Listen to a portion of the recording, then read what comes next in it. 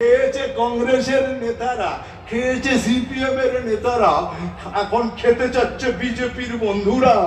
তাহলে নিচের ক্রিম উপরে দিতে গেলে একটু অসুবিধে হবে রে বাবা। আজকের ওই নিয়ে কিছু বলতে চাই। যারা মসজিদ আর মাদ্রাসা নিয়ে এত তোলপাড় করছে তাদের একটু কিছু শোনাতে চাই। মসজিদ শুধু করলে হবে না, ঘরে ঘরে দ্বন্দ্ব হচ্ছে আর বক্তা এমন গজাচ্ছে। পোশাকটা কেন পরেছি, একটা বক্তার বক্তৃতা শুনে আল্লাহর কসম পড়েছি।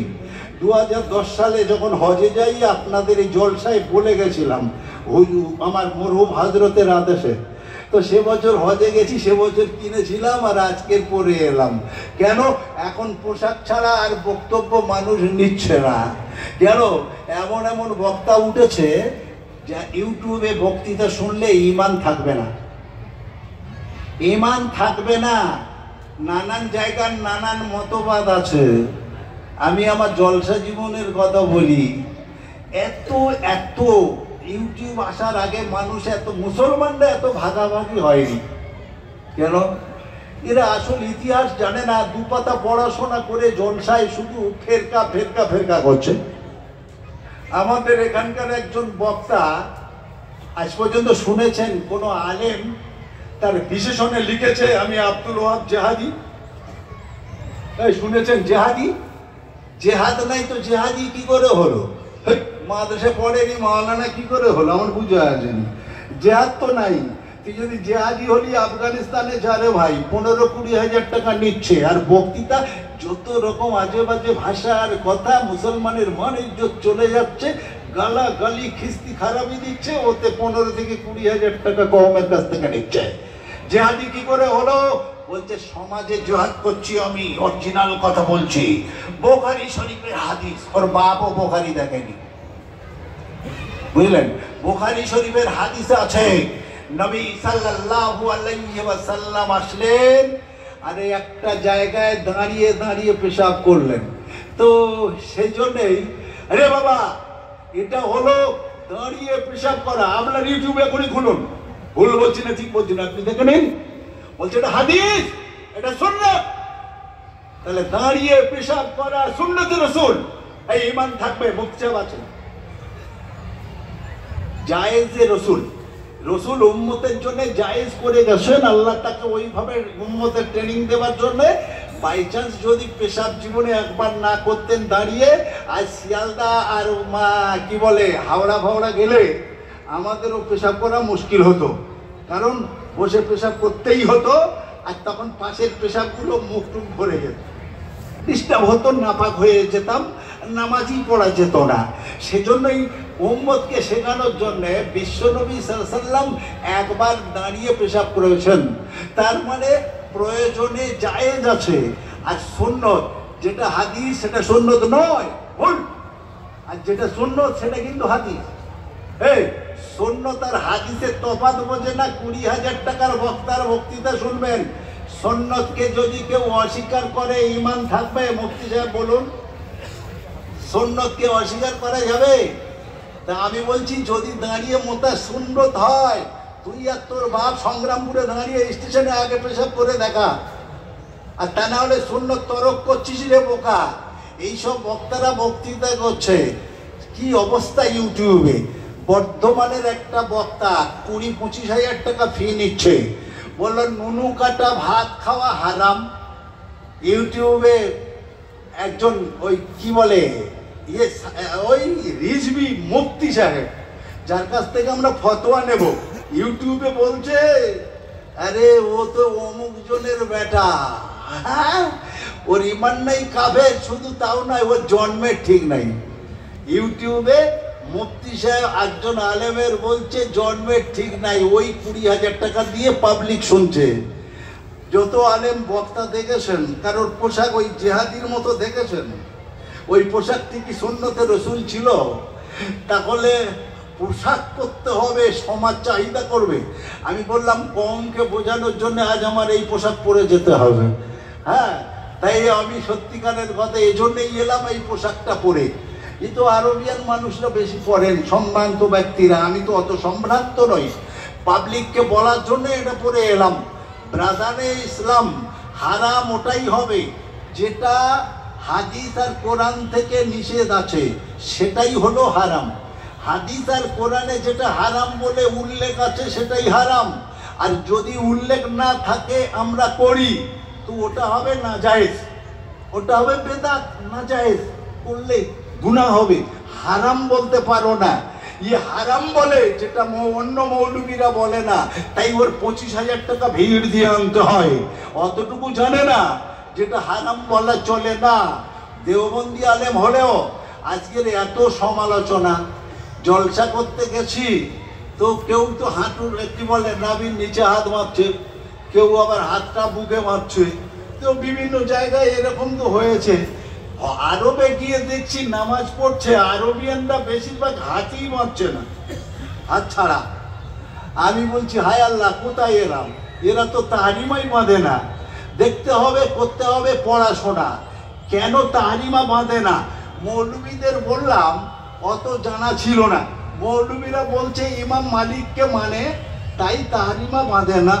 আমি বলছি ইমাম মালিক রহমতুল্লাহ আলাই ইমাম আবু হানিফার রহমতুল্লাহ আলাই ছাত্র, তাহলে ইমাম আবু হানিফা বললেন তাহাতাসাররা নাবির নিচে বাঁধু, আর ছাত্র বলছে না কোথায় বাঁধতে হবে না, হতে পারে না। নিশ্চিত কারণ আছে। এখন কারণ দেখছি, ও বাবা, ইমাম মালিক রহমতুল্লাহ আলাইয়ের পিরিয়ডে যখন তিনি মদিনার বুকে ইমামতি করছেন, সেই সময় এক জালিম বাদশা ছিল। সেই জালিম বাদশার পিরিয়ডে এক গরিব মানুষের ঘরে এক মক্কা বা মদিনা সুন্দরী হুরে মদিনা একটা মেয়ে ছেলে ছিল, যার উপরে নজর পড়ে গেল রাজা। রাজা বলল, এই শালা, তাড়াতাড়ি তালাক দিয়ে গ্রাম থেকে বাড়া, আমি বেঁচে থাকতে এত সুন্দরী বউ তোর জন্যে উপযুক্ত নয়। ওটা রাজারই হতে পারে, অধিকার একমাত্র রাজার থাকতে পারে।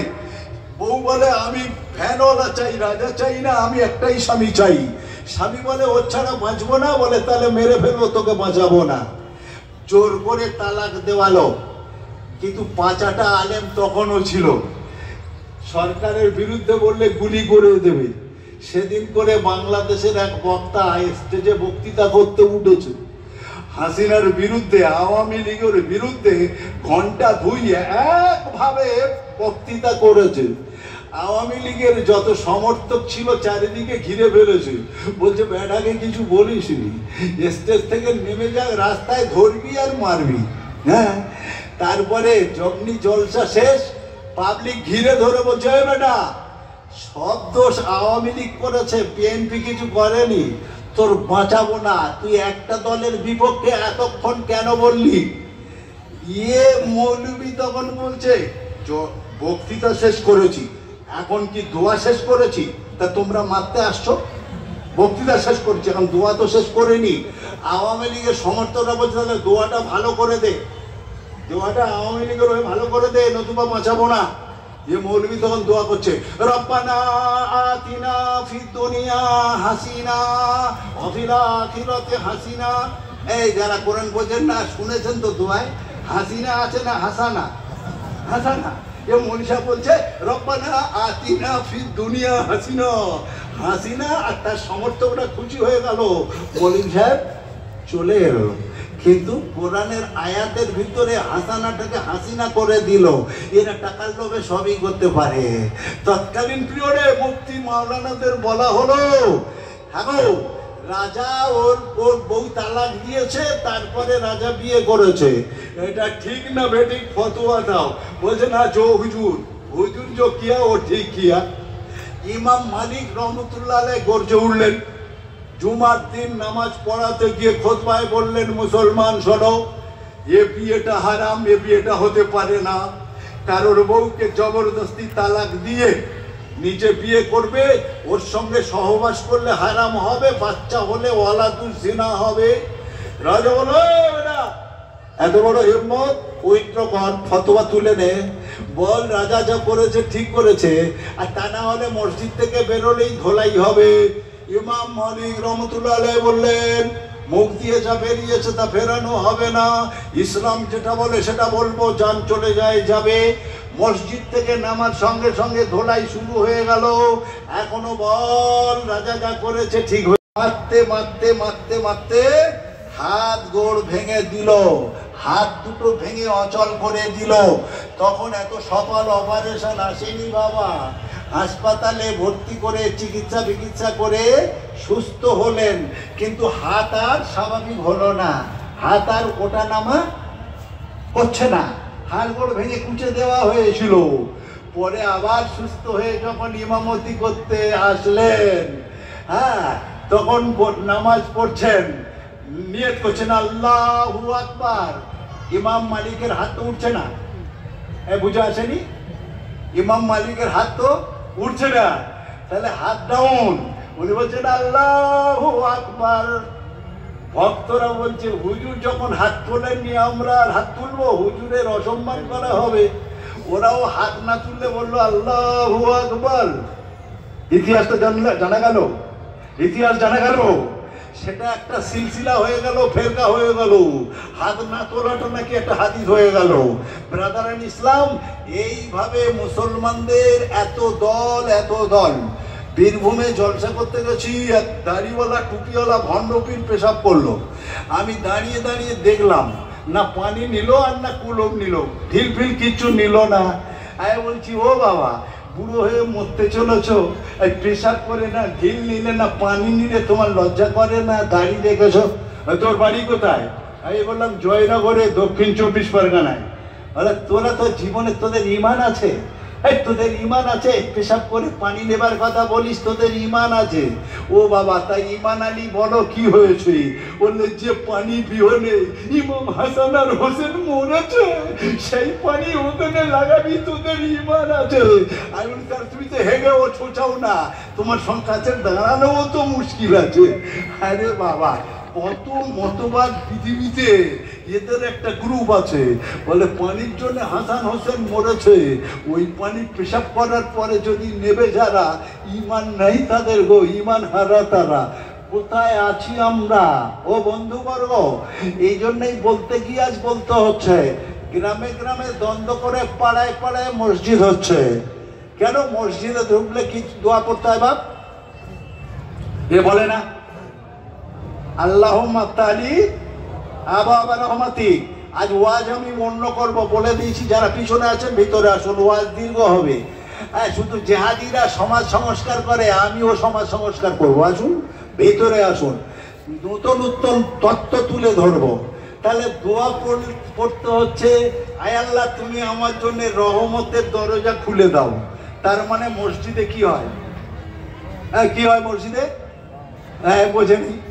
মসজিদে রহমত ঝরে, তাই বলছে মুসল্লিরা আমার উপরে রহমত ঝরাও, এটাই দোয়া পড়ছে তো।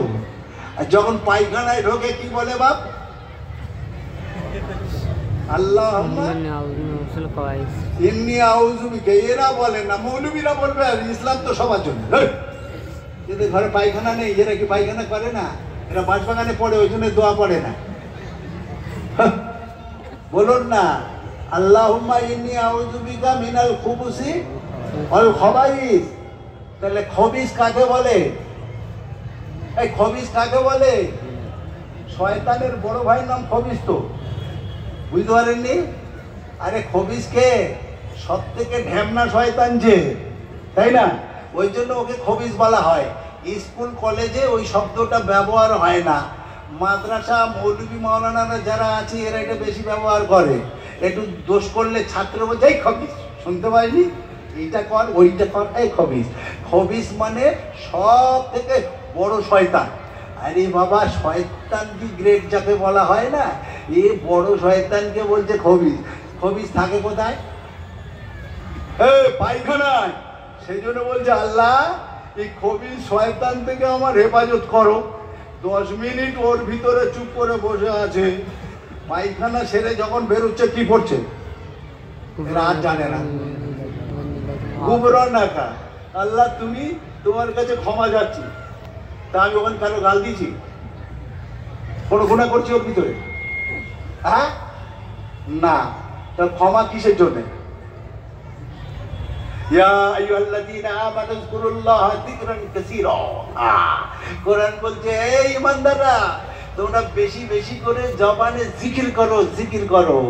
এই আল্লাহ 10 মিনিট ভিতরে ছিলাম, একবারও তোমার নাম নিতে পারিনি, জিকির করতে পারিনি, তুমি আমায় ক্ষমা করো। বুঝলেন কেন ক্ষমা চাইতে হচ্ছে? ওখানে তোমার নাম নিতে পারিনি, কোরআন তেলাওয়াত করতে পারিনি, আর জিকির করতে পারিনি গো বাবা, সেই জন্য ক্ষমা চাচ্ছি। তাহলে খবিজ থাকে পায়খানায়, আর এখন মানুষের মধ্যে খবিজ যারা, খবিজ কারা? এ ভয়ে ভয়ে দ্বন্দ্ব লাগায় যারা, ভাইয়ে ভাইয়ে দ্বন্দ্ব লাগায় যারা, খবিজ তো তারা। আর এর ওর মধ্যে মামলা লাগিয়ে ফায়দা লোটে যারা, খবিজ তো তারা। শুধু ওই মানুষ জিনের মধ্যে খবিজ আছে, আর মানুষের মধ্যে দাড়িওয়ালা খবিজ আছে। ও বাবার নামাজ পড়ে, ওখানে বলে আল্লাহুম্মা আফতাহ আলী আবা আবা রহমাতি, আল্লাহ আমার উপর রহমত ঝরা।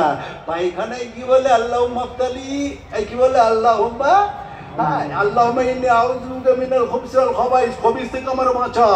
আর আমরা মৌলবীরা বলছি আল্লাহ ওই খবিজ থেকে আমাদের পাড়াটা বাঁচা।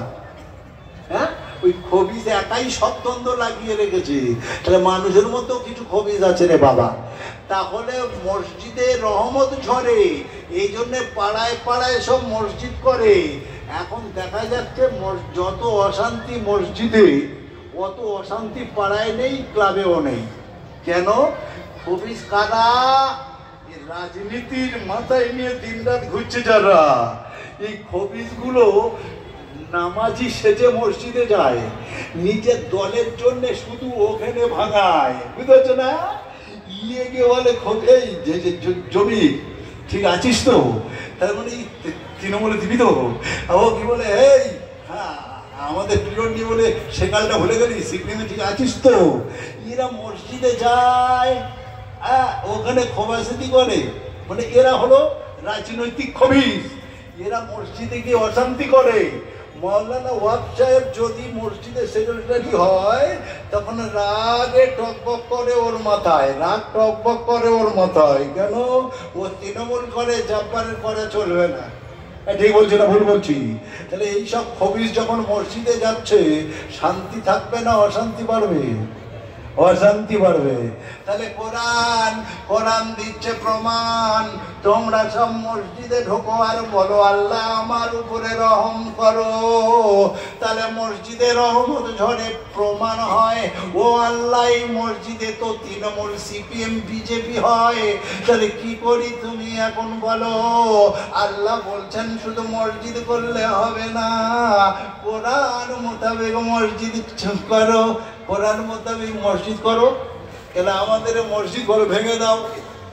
এ মসজিদ তৃণমূল করেছে, সিপিএমরা বলছে ভেঙে দাও, সিপিএমরা করেছে, তৃণমূল বলছে ভেঙে দাও। তাহলে হ্যাঁ গো, মসজিদ ভাঙলে পাপ হবে না সওয়াব হবে? পাপ হবে। তাহলে বাবরি মসজিদ ভেঙেছে যারা, সওয়াব পেয়েছে তারা না গুনাহ পেয়েছে তারা? হ্যাঁ, গুনাহ হয়েছে তাদের। তাহলে মসজিদ ভাঙে যারা, ভুল করে তারা, পাপ কুড়ায় তারা। আমি বলছি সব মসজিদ ভাঙলে পাপ নয়। প্রমাণ করব কোরআন থেকে, মসজিদ ভাঙলেও সওয়াব আছে। যদি বলেন মসজিদ ভাঙলে কি করে সওয়াব, দেখুন ইন্নামা ইয়ামুরু মাসাজিদাল্লাহ। বিশ্বনবী যখন মক্কা থেকে মদিনায় হিজরত করলেন, ও বাবারা দলে দলে ঝাঁকে ঝাঁকে সারি সারি যুবক যুবতীরা ইসলামের কোলে চলে আসছে। তখন কোরআনের ওই আয়াত আছে না, ওয়াকালাল্লাযীনা কাফারু লা তাসমাউ লিহাযাল কুরআন। ওই মুহাম্মাদের মুখ থেকে কোরআন শুনিসনি, তোরাও বেঈমান হয়ে যাবি। তার মানে বলছে তোরা কোরআনের পক্ষে হয়ে যাবি। তাই ওরা কোরআনের কথা শুনতে দিত না।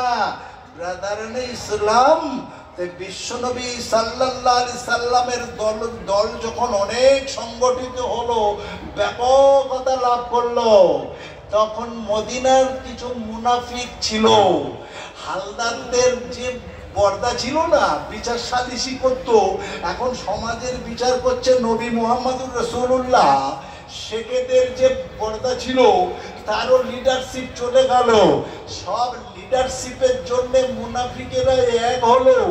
এই মুহাম্মদ মক্কা থেকে মদিনায় এসে লিডারশিপ কেড়ে নিল। যাও তো মক্কায়, সেখানকার রিপোর্ট নাও, কেমন রিপোর্ট আছে এসে বলো।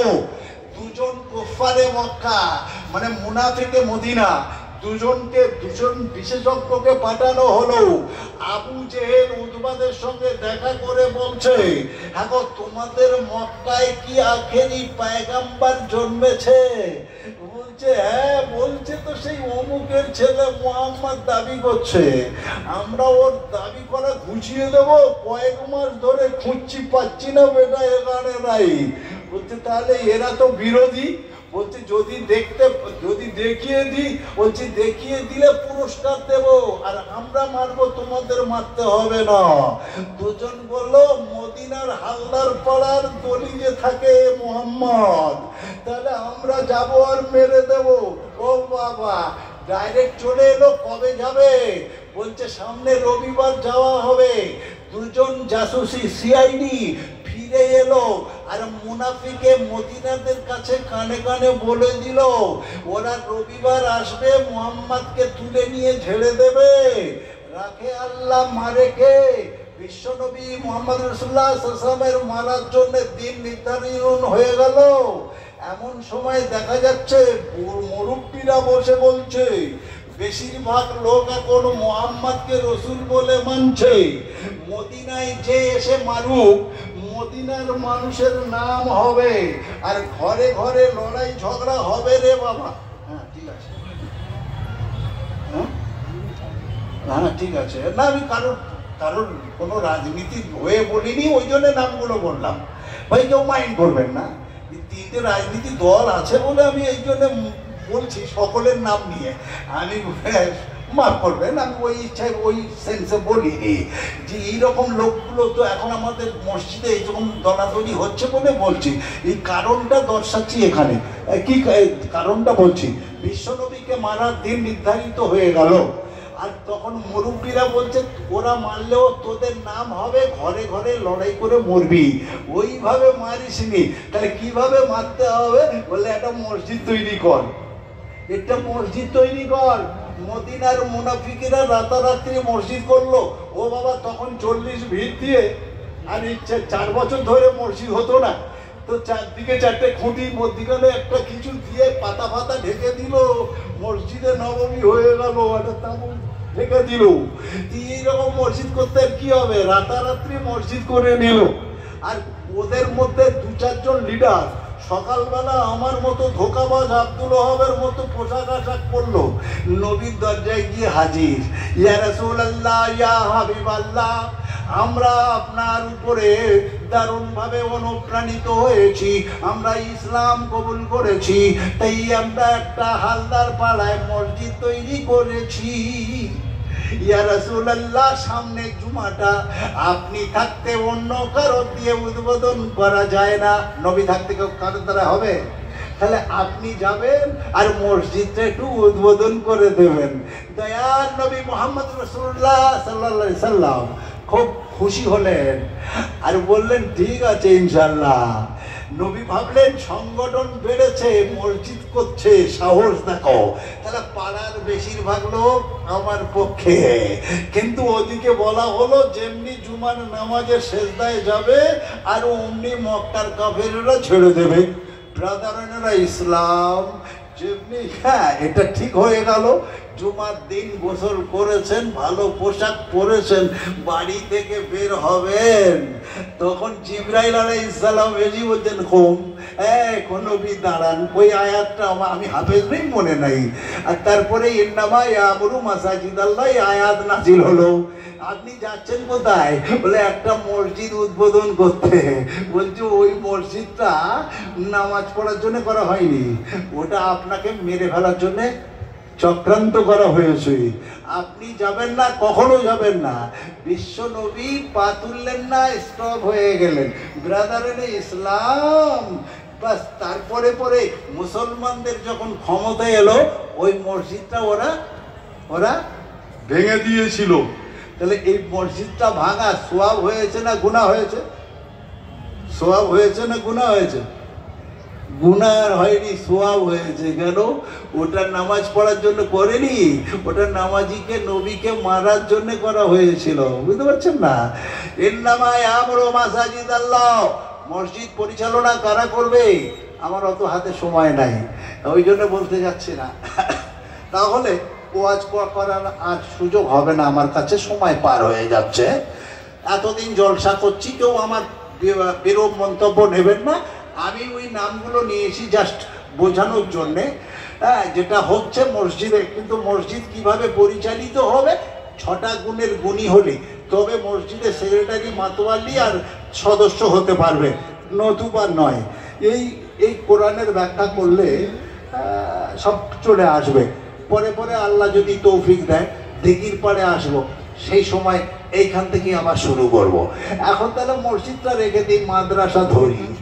এখন মাদ্রাসা তো সরকার বন্ধের দিকে নিয়ে করছে, আর আমরা টাকা পয়সা দিয়ে কি করবো? তাহলে 1 কোটি টাকা সবাই দিলেন, মাসুদ ভাই ফেরত দেবে? সকলের ডেকে ডেকে ফেরত দেবে যে তোমাদের টাকা তোমরা নিয়ে যাও? দেবে গো? তাহলে বাবা দিতে হবে না, যদি বন্ধ করে দেয়। এরা বলছে মাদ্রাসায় টাকা দিয়ে লাভটা কি? মাদ্রাসার এখন আর প্রয়োজনটা কি? একটা অ্যারাবিক সাবজেক্ট মাদ্রাসায় রেখে দিলেই তো যথেষ্ট। বাকি সব মডার্ন করো, ইংলিশ মিডিয়াম করো, আধুনিক স্কুলের সঙ্গে একটা দুটো সাবজেক্ট রেখে দিয়ে হাই মাদ্রাসার মতো চালাও। চিন্তা ভাবনাই করছে। আমি বলছি ওখানে উম্মত তৈরি হবে না, এই মাদ্রাসা না থাকলে উম্মত তৈরি হবে না।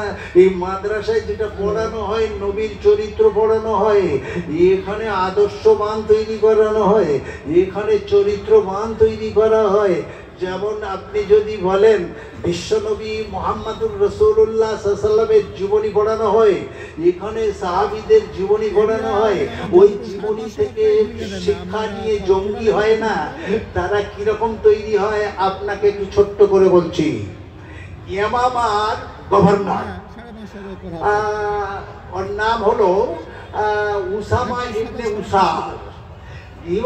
ইমামার গভর্নর ছিল, আমার নবীর ঘোরতর বিরোধী ছিল, নবীর নামটা পর্যন্ত বরদাস্ত করতে পারত না। মারার জন্যে জাসুসি হয়ে সিআইডি রূপ নিয়ে মারার জন্যে মদিনায় ঢুকে পড়েছে। মুসলমানরা, নবী ভক্তরা জানতে পেরে তাকে ধরে ফেলেছে এবং তাকে বন্দী করেছে। নবীকে খবর দেওয়া হলো, তারপরে গাছেতে পিছনে হাত বেঁধে গাছেতে বেঁধে রাখা হয়েছে। কেন? মক্কার বাদশাহ বিশ্বনবী সাল্লাল্লাহু আলাইহি সাল্লামকে মারার জন্য ঢুকেছিল। ব্রাদার ইসলাম, নবী জোহরের পরে আসলেন। বল উসামা, উসামা তুই কি সত্যি আমার মারতে এসেছিলিস? হ্যাঁ। বলছে না আমি কেন এসেছি, মিথ্যে করে বলছে না যে আমাকে, বলছে না যারা বলেছে রিপোর্ট ঠিকই বলেছে, আমি মারার জন্য এসেছিলাম। তাহলে তোর শাস্তি কি? বললো মুহাম্মদ, শাস্তি তো মৃত্যুদণ্ড। তুমি যদি মৃত্যুদণ্ড দাও তাহলে অপরাধী হবে না, আর যদি ছেড়ে দাও তোমার মতো একজন উদার মানুষ আর দ্বিতীয় কেউ হবে না। নবী বললেন ঠিক আছে, তোমাকে আমি ছেড়ে দিতে পারি, একটা শর্ত আছে। বললে কি? বলছে তুমি একটু মদিনাটা আমাদের এই সাহাবীদের সঙ্গে ঘুরে দেখে এসো। মদিনার রাস্তাঘাট, মদিনার অনুশাসন, চলাফেরা।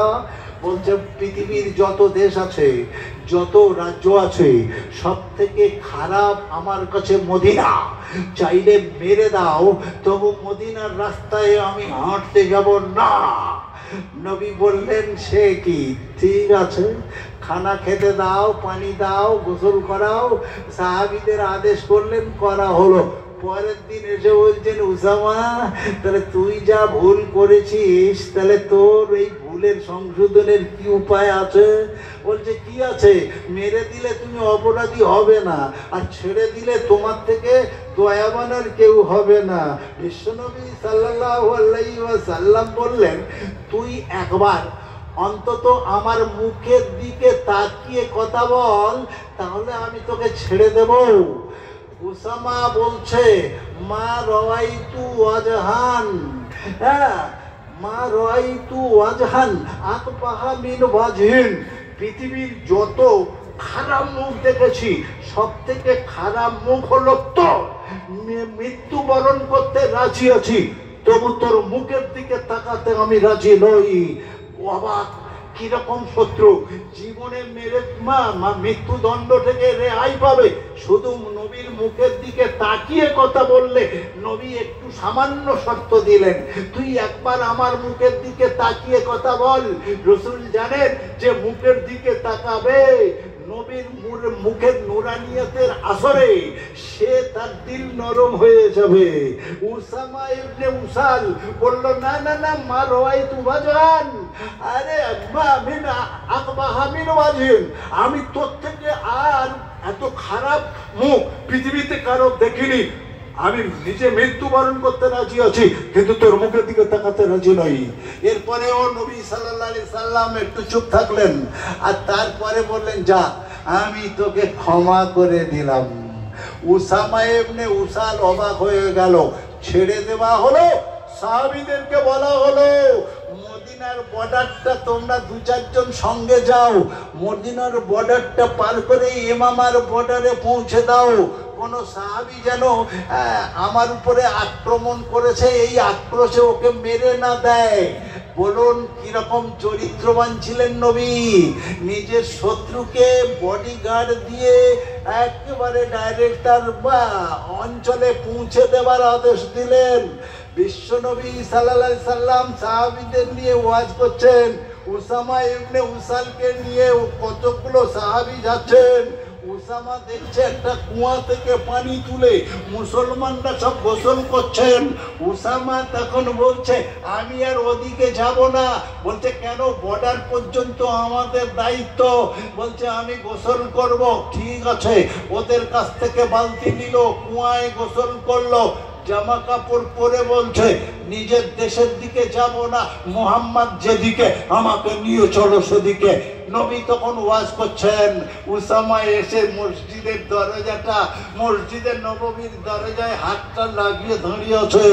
যেমনি নবী তাকালেন, আসসালামু আলাইকুম ইয়া রাসূলুল্লাহ, বলুন সাল্লাল্লাহু আলাইহি ওয়াসাল্লাম। নবী বললেন, কি ব্যাপার উসামা, তুমি নিজের দেশে গেলে না? বলছে, তো আপনার মতো সুমামা বলছে, সুমামা, হ্যাঁ সুমামা বলছে, আপনার মতো মানে মহৎ মানুষ জীবনে আর পাইনি, তাই আপনার সঙ্গ নিতে আবার ফিরে এলাম। নবী বললেন, তবে এসো পড়ে নাও লা ইলাহা ইল্লাল্লাহ মুহাম্মাদুর রাসূলুল্লাহ।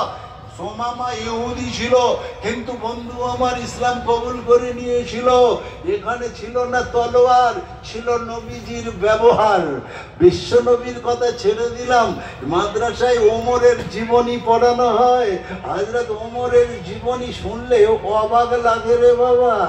তুফাইল তাওসি বলে একজন মানুষ ছিলেন, রাতের অন্ধকারে ঘুরে বেড়াচ্ছেন। হঠাৎ করে দেখছেন একটা গ্রামের মানে একটা মহিলার বাড়ি, পুরো ভাঙা বাড়ি, ওর ভিতরে আমিরুল মুমিনিন হযরতে ওমর রাদিয়াল্লাহু তাআলা আনহু প্রবেশ করলেন। এখানে কোনো পুরুষ নাই, একটা মহিলা বিধবা। এখানে ওমর কি করছেন দেখতে হবে, তাই মনে যেন ডাউট হলো। ওখানে দাঁড়িয়ে গেল, 1 ঘন্টা 2 ঘন্টা 3 ঘন্টা কেটে গেল। তারপরে হযরতে ওমর বেরিয়ে আবার অন্য জায়গায় চললেন। তুফাইল তাওসি ভিতরে ঢুকলেন, ব্যাপারটা কি? যাকে আমিরুল মুমিনিন বলে মানি, একটা বিধবা নারীর ঘরে ঢুকলেন কেন? ভিতরে গিয়ে দেখছেন একেবারে অথব্য পঙ্গু একটা মেয়ে ছেলে, যে চোখে অন্ধ, যার হাত পা পড়ে আছে প্যারালাইজে, এইরকম প্যারালাইজড রোগী রে বাবা। আর ওই মেয়েটার হাত নাই, পা নাই, কোনো কাজ করে না। তাই উসামা তাই তুফাইল তাওসি বলছেন, হামা, যে লোকটা এখনই তোমার বাড়ি থেকে চলে গেল, ওই লোকটা তোমার কে হয় বলো? বলছে বাবা আমি তো চিনি না, জানি না। বলে কতদিন থেকে আসছেন উনি তোমার ঘরে? বলছে 4 বছর ধরে। বলছি এখানে কি করে? বলছে ও বাবা আমার নিজের লোক তো কেউ নাই, আমি সারাদিন ক্ষুধায় পড়ে থাকি, আমি বিছানার উপর শুয়ে থাকি, পালঙ্কে তক্তাতে বসে থেকে নেমে নিচে নামার ক্ষমতা আমার নাই, তাই যখন পেশাব পায়খানা পায় আমি গড়াগড়ি করে তক্তা বসে থেকে নিচে পড়ি আর ওখানে পেশাব পায়খানা করে ফেলি। সারা দিন পরে গভীর রাতে ওই লোকটা আসে, নিজের হাতে আমার পেশাব পায়খানা পরিষ্কার করে। তারপর বলছি এখানে উনুন জ্বালায়, গরম পানি করে আমার গোসল করায়। তারপর বলছি কোথা থেকে ধোয়া কাঁচা জামা কাপড় এনে আমার পরিয়ে দেয়। তারপর বলছে আগুন জ্বালিয়ে উনুন জ্বালিয়ে রুটি করে। আমার তো একটাও দাঁত নাই বাবা, ও নিজের রুটি চিবিয়ে চিবিয়ে নরম করে ঢোকায় আমার মুখের ভিতরে, আর ওই খেয়ে আমি বেঁচে আছি। আমি শুধু বলি কে বাবা তুমি? বলে আমি কেউ নয়, আমার কোনো নাম পরিচয় নাই, আমি হলাম আপনার ছেলে, আপনি হলেন আমার মা। আমি হলাম আপনার ছেলে, আপনি হলেন আমার মা। তো বলছি এইরকম সেবা কতদিন করছেন? বলছি এইরকম সেবা প্রায় 4 বছর ধরে করছেন। লোকটাকে চিনি না, তুফাইল তাওসি বলছেন, যার উপরে খারাপ ধারণা দিচ্ছিলাম একজন আমির আল মোমিনিন, একজন রাজা, একজন রাজা নিজের হাতে প্রজার পায়খানা পরিষ্কার করে, নিজে রুটি করে, নিজে পানি গরম করে গোসল করায়। এই সেবা করছেন যে মানুষটা, তার ঊর্ধ্বে আর কোনো মানুষ হতে পারে? আমি কত বড় বেয়াদব! আমার ভিতরে তার বিরুদ্ধে খারাপ ধারণা জন্মায়। এই খারাপ ধারণা থেকে পরিত্রাণ পেতে ওই ওমরের কাছে ক্ষমা চাইতে হবে। তুফাইল তাওসি দৌড়চ্ছেন, হযরতে ওমরের কাছে ক্ষমা চাইবেন। ওমর তখন নামাজের নিয়তে দাঁড়িয়ে আছেন, নামাজ পড়ার পরে হাউ হাউ করে কাঁদছেন আর বলছেন বিসমিল্লাহির রহমানির রহিম, রব্বানা শরিফ আন্না আযাব জাহান্নাম ইন্না আযাবাহা কানা গরামা। তখন তুফাইল তাওসি থাকতে না পেরে হাউ হাউ করে শব্দ করে কাঁদছেন আর বলছেন আমিরুল মুমিনিন, রাজা হয়ে এক ইহুদি প্রজা পায়খানা যে পরিষ্কার করতে পারে, 4 বছর ধরে রান্না করে খাওয়াতে পারে, নিজে গরম পানি করে গোসল করিয়ে নতুন কাঁচা ধোয়া জামা পরাতে পারে, সে জাহান্নাম থেকে মুক্তি পাবে না? সে জাহান্নামের ভয়ে এত কাঁদবে কেন? আমিরুল মুমিনিন, আপনার থেকে আর ভালো মানুষ আর উত্তম মানুষ এই জমানায় আর দ্বিতীয় কেউ কি হতে পারে? আপনি যদি জান্নাতি না হন তাহলে আর জান্নাতি কে হতে পারে? আমিরুল মুমিনিন তাকিয়ে দেখছেন তুফাইল তাওসি। তখন তুফাইল তাওসিকে আল্লাহর কাছে হাত তুলে বলছেন যে আমলটা 4 বছর করছিলাম, কেউ জানতো না আল্লাহ, আমি জানতাম আর তুমি জানতে। ওগো রব্বুল আলামিন আল্লাহ, আজকে তুমি তোমার বান্দাকে জানিয়ে দিলে, কি লাভ হলো আমি জানি না। আমার মধ্যে যেন এই কৃতকর্মের অহংকার না আসে। ব্রাদারানে ইসলাম, মাদ্রাসা ওমর তৈরি করে, মাদ্রাসা এইরকম সেবক তৈরি করে যারা জাতি ধর্ম নির্বিশেষে মানুষের সেবা দিতে পারে। মাদ্রাসা এইসব তৈরি করে। ওমর ঘরে ঘরে তৈরি করতে হলে মাদ্রাসা বাঁচিয়ে রাখতে হবে। তাই মাদ্রাসা বাঁচাতে গেলে গোপন আমলের দরকার আছে। প্রতি বছর এই মাদ্রাসায় একজন গোপন দানী আছেন, যার নাম আমিও জানি না, যিনি 5 লাখ টাকা প্রথম শুরু করেছিলেন, পরে 6 লাখ টাকা, আর তারপরে গত বছর বললেন 6.5 লাখ টাকা। আজও তার নাম জানি না, জানি তার না তার ঠিকানা, জানেন শুধু মাসুদ ভাই। বলেছেন আমার নামটা বলবে না, তাই বলছি না। আজ ওমর তৈরি করার জন্যে এই মাদ্রাসা আল্লাহর নিশ্চিত কবুলিয়াত মাদ্রাসা, তাই বেনামে তিনিও আজও বললেন আমি দেব এবছরও 6.5 লাখ টাকা। বলেন না রে তাকবীর, না রে তাকবীর।